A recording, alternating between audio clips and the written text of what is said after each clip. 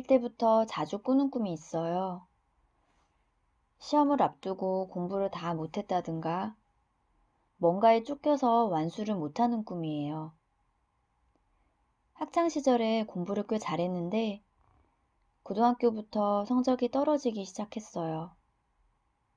근데도 엄마는 제게 못해도 돼, 1등 안 해도 돼, 라는 말씀을 단 한 번도 하지 않으셨고, 성적을 올리라는 말씀도 없으셨어요. 저는 그냥 열심히 했습니다. 엄마의 주변을 살피면서 심기를 거스르지 않으려고요. 힐링스쿨을 하면서 알게 됐어요. 공부는 엄마한테 나라는 존재를 입증하기 위한 프레임이었다는 걸요. 편입 준비로 대학 시절에 반을 보내버린 것도, 괜찮은 직장 생활에서 괜찮은 결혼으로 옮겨간 것도 모두 같은 패턴이었죠. 손톱이 따를 정도로 물어뜯는 제 습관이 고산병이라는 이름으로 온몸에 올라왔던 그 두드러기 증상이 그제서야 억눌린 감정의 몸부림으로 읽혀지기 시작했습니다.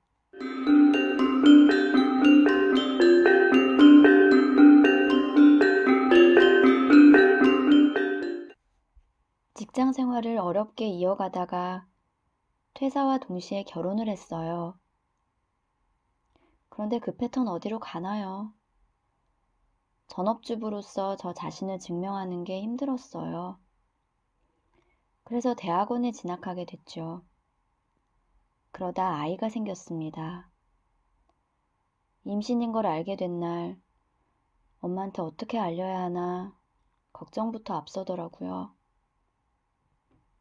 떨면서 전화를 했습니다. 아이를 가졌다는 얘기를 하자마자 수화기 너머로 들려온 첫 마디는 으휴, 병신 같은 것. 머리가 멍해지고 심장이 미친 듯이 뛰었어요. 나오는 눈물을 참고 급하게 전화를 끊어버렸습니다. 늘 제가 어떤 말을 하려고 하면 하며 매서운 눈빛으로 쳐다보던 어린 시절의 그 엄마가 아직도 내 옆에 있었습니다.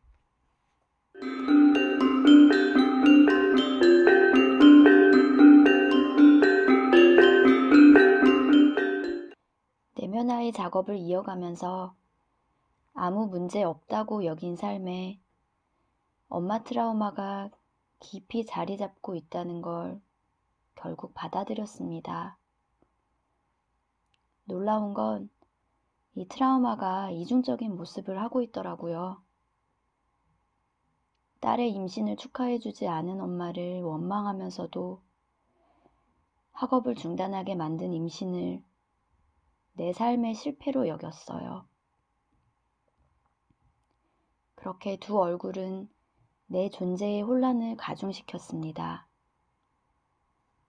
첫째를 낳고 나서 모유도 주고 재워주고 보살핌을 다 하는데도 울음을 그치지 않는 밤이 지속되었어요.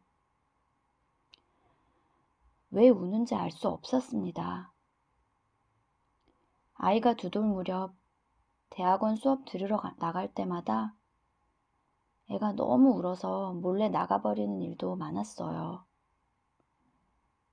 축복받지 못하고 내 삶의 실패로 여겨진 아이.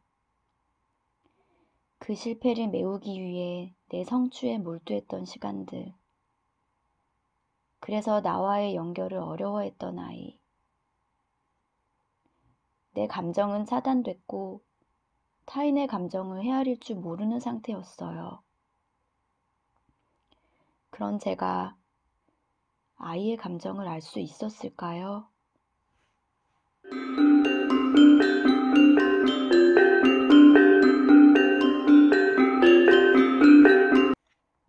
엄마가 싫어. 이런 얘기를 종종 해왔죠. 공부는 하기 싫어하고 게임만 하는 아이에게 늘 잔소리를 했거든요.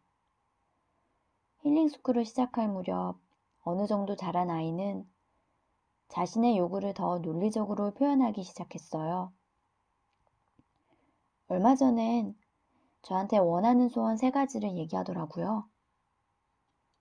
화 좀 그만 내. 나 오해 좀 안 했으면 좋겠어. 엄마는 내 맘도 모르고 오해부터 해. 친구들 오면 간식 좀 챙겨주면 안 돼? 저는 그 얘기를 듣고 그냥 흘려버렸습니다. 최근에 온라인 수업으로 대체되면서 초등학교 저학년인 아이는 집에서 수업을 듣기 시작했어요. 근데 얼마 전 선생님께서 아이의 숙제가 안 되어 있다며 연락을 하셨어요. 아이가 한 과목을 한 학기 동안 빼먹었다는 걸 알게 됐습니다. 화가 치밀었어요. 아이 앞에서 처음으로 부들부들 떨며 눈물을 철철 흘리고 소리를 질렀죠. 저도 울고 아이도 울었습니다. 그날 밤 재교육 아카데미에서 이 이야기를 나누었어요.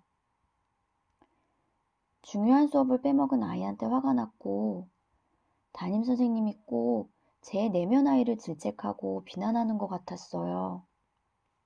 그때 헤일로 선생님이 물었어요. 학습하는 게 뭐가 중요해요? 지금 미진 씨의 시선은 어디로 향해 있나요? 순간 말문이 막혔습니다. 뭔가 얻어맞은 것처럼 멍하고 발가벗은 것처럼 창피했어요. 아, 이 문제는 내 문제구나. 그렇게 분노의 대상은 수업을 빼먹은 아이에서 아이가 잘못했다고 여긴 나에게로 이동하기 시작했습니다.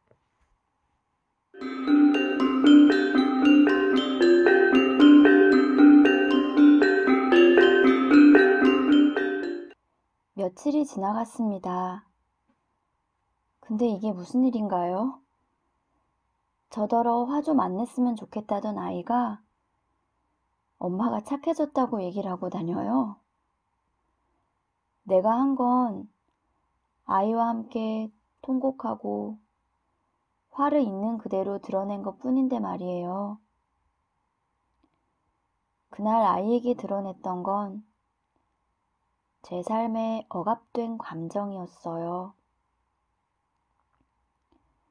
그동안 아이는 제가 얼마나 괴기스러웠을까요? 화난 걸 티 안 내려는 엄마, 괜찮다고 하면서 뚱한 태도를 보이는 엄마. 갑자기 이런 제 모습과 겹쳐지는 싸늘한 눈빛이 있네요.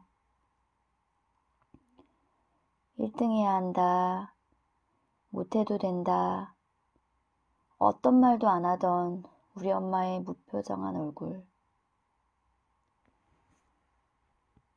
엄마 트라우마를 외치던 저는 잘 표현하지 않던 엄마의 모습 그대로 내 아이에게 되물림을 하고 있었습니다.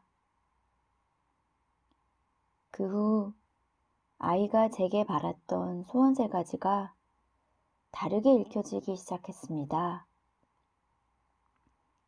엄마, 화 좀 그만 냈으면 좋겠어. 엄마, 내 마음 좀 알아줘. 엄마, 나 좀 오해 안 했으면 좋겠어. 엄마, 내 마음 좀 알아줘. 엄마, 간식 좀 잘 챙겨주면 안 돼? 엄마, 내 마음 좀 알아줘. 아이와 있었던 그날의 경험은 제가 얼마나 무감각한 상태였는지를 통렬히 알게 되는 계기였어요.